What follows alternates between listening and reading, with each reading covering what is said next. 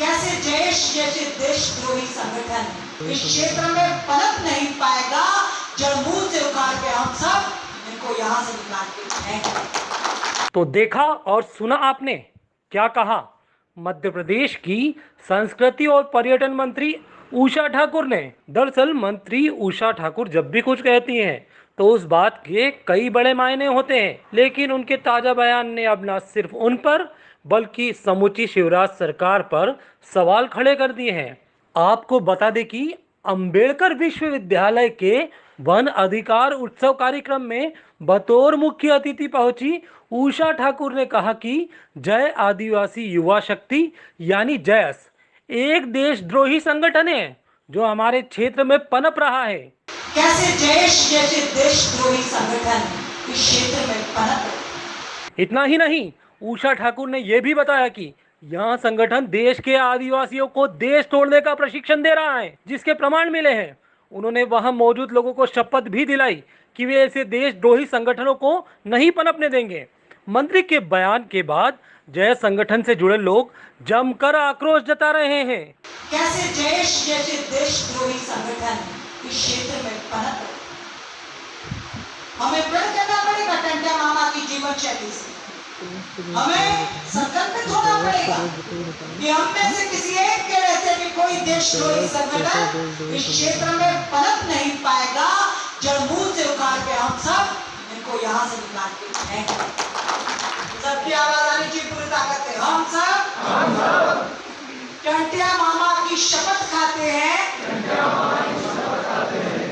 कि अपने होते हुए किसी देशद्रोही संगठन को इस क्षेत्र में पनपने नहीं देंगे। जयस के प्रदेश अध्यक्ष अंतिम मुजालदा का कहना है कि अगर 3 दिन में मंत्री ने माफी नहीं मांगी तो सरकार के खिलाफ न केवल आंदोलन किया जाएगा बल्कि एफआईआर भी दर्ज कराई जाएगी। वहीं दूसरी ओर कांग्रेस के विधायक और जयस के सक्रिय सदस्य रहे डॉक्टर हीरालाल अलावा ने भी इस बयान पर तीखी प्रतिक्रिया दी है।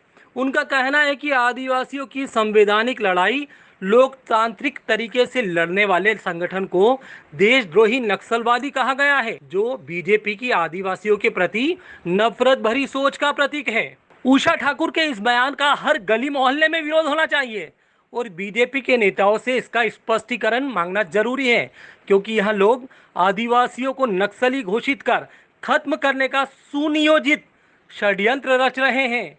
अलावा ने यह भी लिखा है कि बीजेपी के सभी नेताओं का सामाजिक रूप से बहिष्कार भी होना चाहिए जो आदिवासी वर्ग के हैं।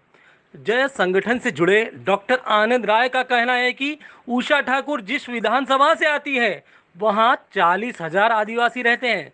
उषा जी का यह बयान सभी आदिवासी भाइयों का अपमान है। कैबिनेट मंत्री उषा ठाकुर ने मध्य प्रदेश के इंदौर में कहा कि जयस जैसे देशद्रोही संगठन आदिवासी इलाकों में पनप रहा है। तो मैं आप सभी देशवासियों को कहना चाहूंगा कि ये मंत्री के विचार, मंत्री की सोच नहीं है, ये भारतीय जनता पार्टी के आदिवासियों के प्रति नफरत भरी सोच है। ये जिस प्रकार अंग्रेजों ने 200 सालों तक गुलाम बनाए रखने के लिए उनकी बातें नहीं मानने वाले लोगों को जेलों में डाल देते थे, बंद कर देते थे या गोली से मार देते थे, उसी प्रकार भारतीय जनता पार्टी के नेता आदिवासियों पर अपने विचार थोपना चाहते हैं।